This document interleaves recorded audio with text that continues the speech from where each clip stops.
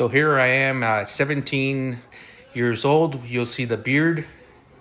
I've always had something on my chin, and it was always for my insecurities. I was always embarrassed of my double chin, my fat round face, and the beard really covered that up and really let me hide my insecurities. So ever since I was a kid, and when I could grow, I'd grow it, and it made me feel comfortable. I can have a fat gut, muffin top, and I really didn't feel insecure in the sense that I really didn't care, but on my face I did care, and that's where I was deeply insecure. So today I'm at Linda Vista Barbershop, or Linda Vista Barberia, in Orange County with a friend of mine. This is Carlos Landeros, aka Exit.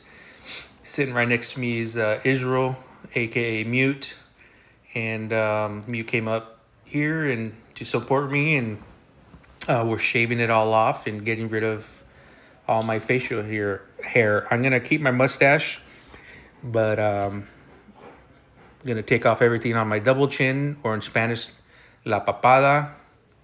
So that's gonna be gone.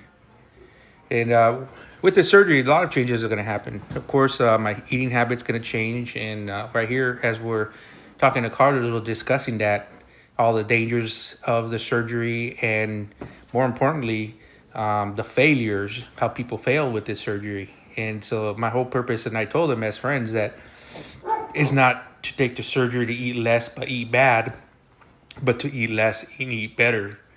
More of like a kickstart to get me where I need to be at.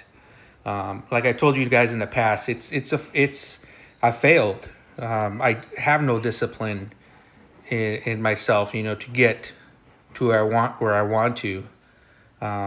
So let me know, guys, what you guys think, and if this makes sense.